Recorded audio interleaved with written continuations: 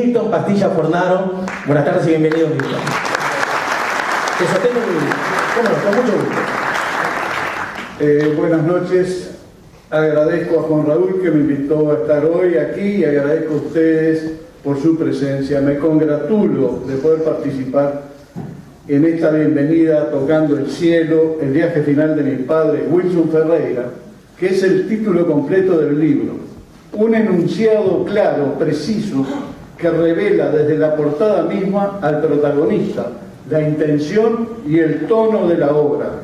Wilson Ferreira, dice el autor, Wilson Ferreira Dunate para todos los uruguayos, o simplemente Wilson.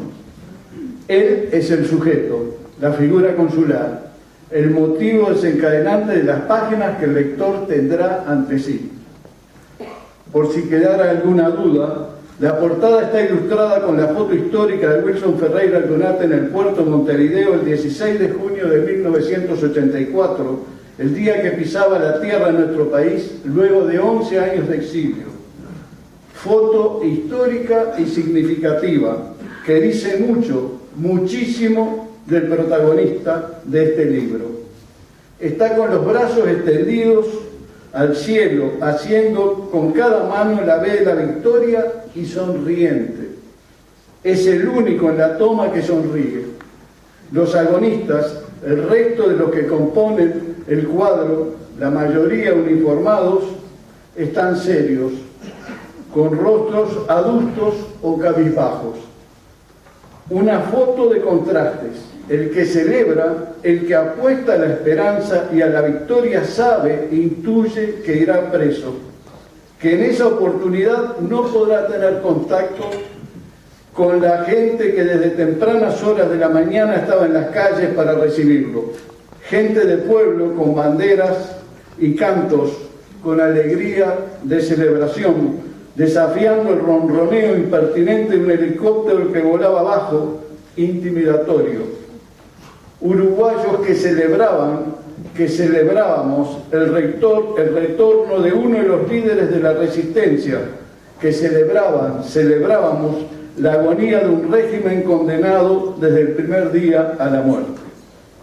Él es el protagonista de este libro, que tiene como cometido, esa es la intención, narrar los últimos días de su vida.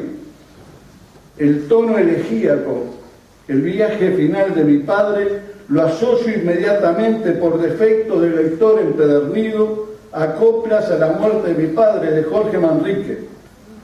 No estoy comparando la poesía de aquel hombre de Castilla la Vieja con la prosa de Juan Raúl. En este momento no me interesan las disquisiciones literarias. Apunto a algo que trasciende la literatura.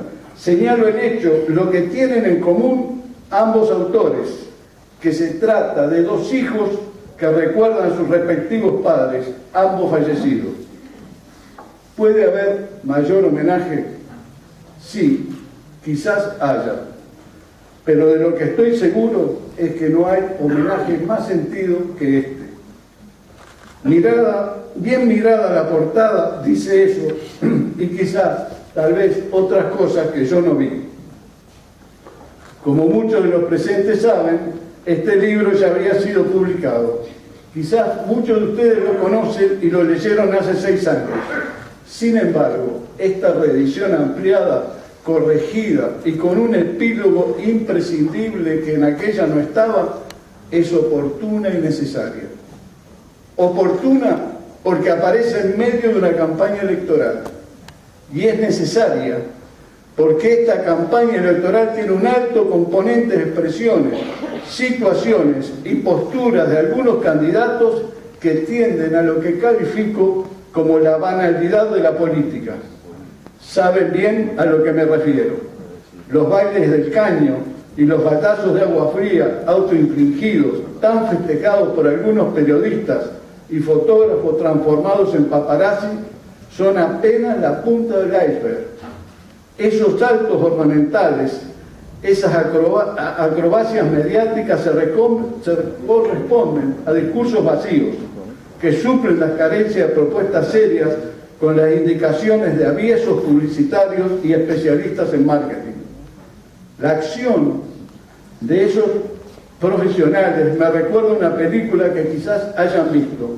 Me refiero a The Truman Show, un filme de ciencia ficción donde un pueblito idílico de Estados Unidos es en verdad un gran set de televisión, donde la vida de los habitantes de ese lugar se rige por las pautas de un libreto escrito de antemano y cuyas rutinas son observadas, controladas por especialistas en comunicación que no se pierden detalles de lo que ocurre en las pantallas que los rodean. Una idea perversa que mete miedo.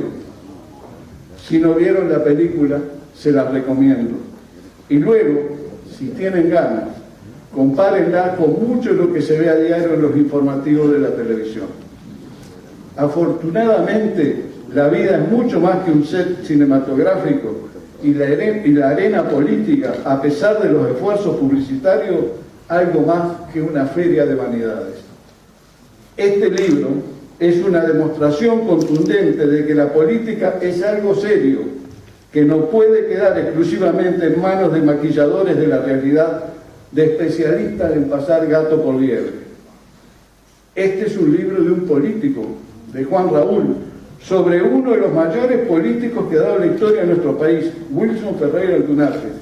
Es un libro político, y el que no crea así, que la inocencia le valga. Sus páginas exudan política, porque de ella estaba esencialmente constituida la vida del recordado, del retratado, del protagonista. Porque en el ejemplo de su padre abrevó su hijo. Puede ser discutible la afirmación de Aristóteles de que el hombre es un ser político por naturaleza. Lo que no me cabe duda es que si Aristóteles hubiese conocido a Wilson Ferreira Aldunate y a Juan Raúl, se sonreiría satisfecho por el acierto de sus palabras. No me condenen por lo que acabo de decir, porque que este sea un libro político no disminuye un ápice que se trata del testimonio entrañable de un hijo sobre su padre, sobre los últimos 7 meses y días de la vida de este hombre. El libro abarca ese lapso, el que va desde la mañana del 14 de julio de 1987, cuando el doctor José Piñero le dice a Juan Raúl en los pasillos de Impasa que su padre está gravemente enfermo, hasta el 15 de marzo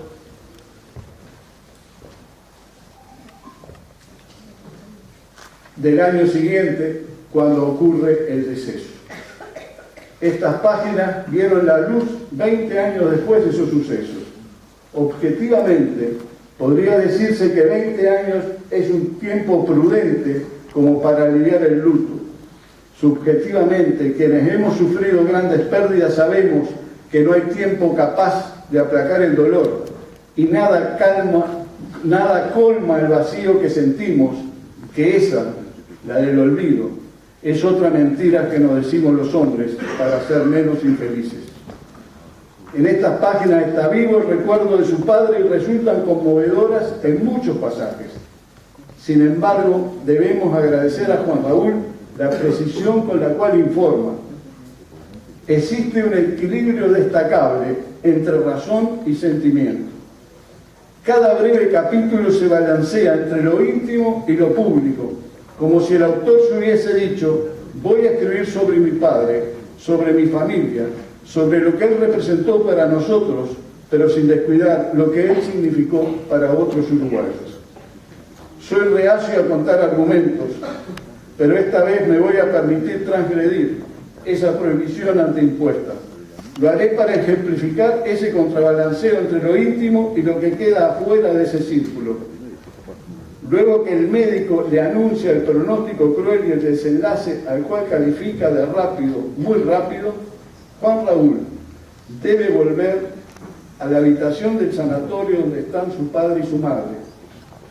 Después de oídas las palabras del doctor Piñeiro, el autor confiesa: nunca podré narrar todo lo que pasó en ese momento.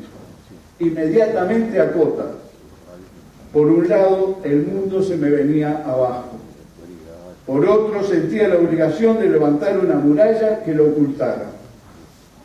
Y así entra a la habitación, donde a la pregunta de qué habían conversado con el médico, responde con un vago no, nada.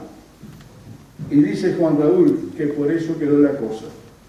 Podemos imaginarnos esa situación, la tensión en el cuarto, tal vez el silencio prolongado, el dolor del hijo y su necesidad de disimular. Pero ese día de la infausta noticia no termina ahí, porque al mediodía el hijo sale de la habitación y baja para hablar desde un teléfono monedero con el presidente de la República, en aquel entonces el doctor Sanguinetti.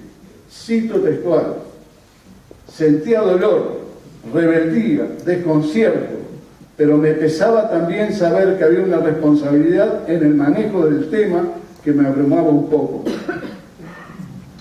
No era solo un tema de familia, era de los amigos y del partido, pero era también un tema del país, un tema de Estado, como dijo el médico. ¿Se entiende ahora a lo que me refiero cuando hablo de lo público y de lo privado? Por las dudas, recordemos que Wilson Ferreira Lunate, cuando se enferma, es el líder indiscutido del Partido Nacional y senador.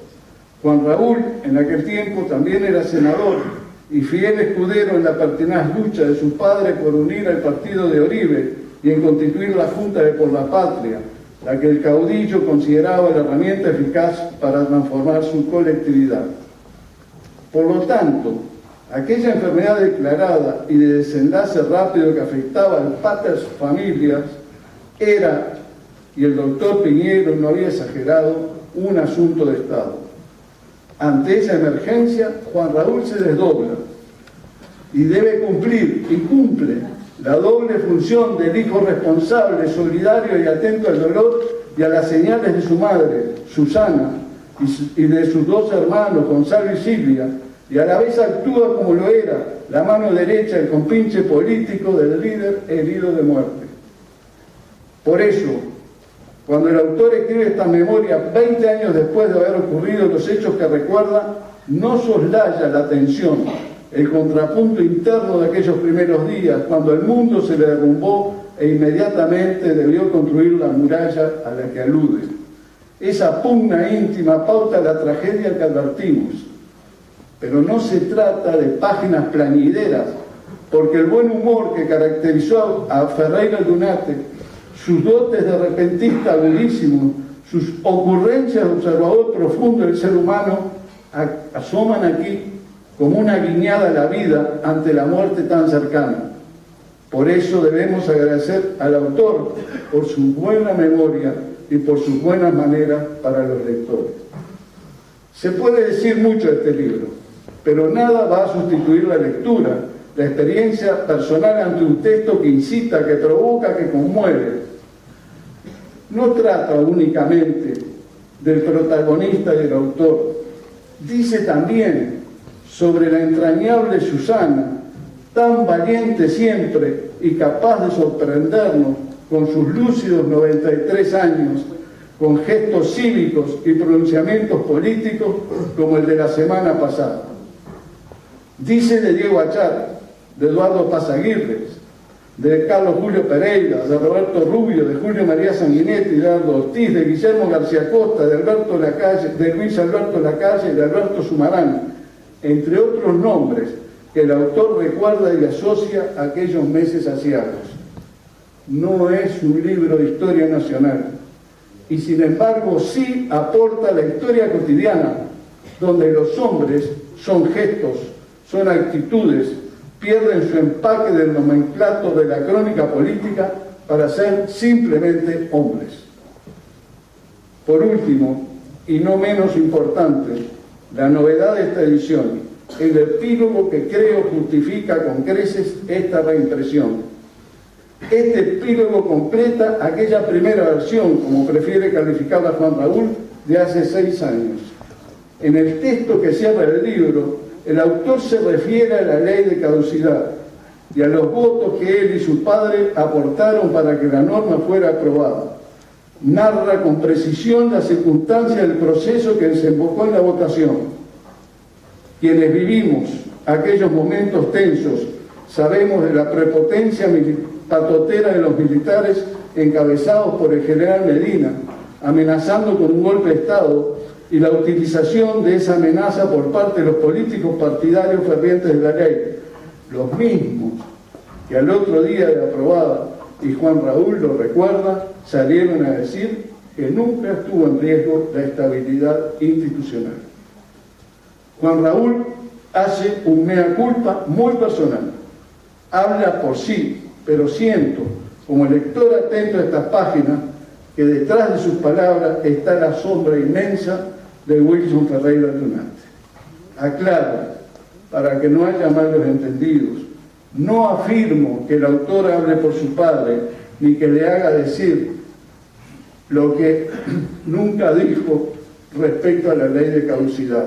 Simplemente expreso que acabada la lectura del epílogo me rondó la duda que me formuló la pregunta: ¿qué diría hoy Wilson sobre la ley que divide a los uruguayos? Y me la respondí. En este epílogo encontré los elementos necesarios para arribar a una respuesta plausible.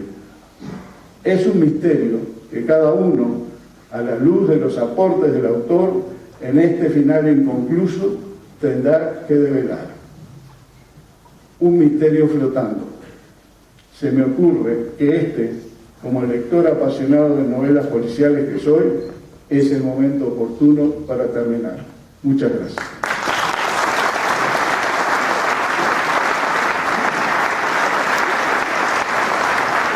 Muchas gracias.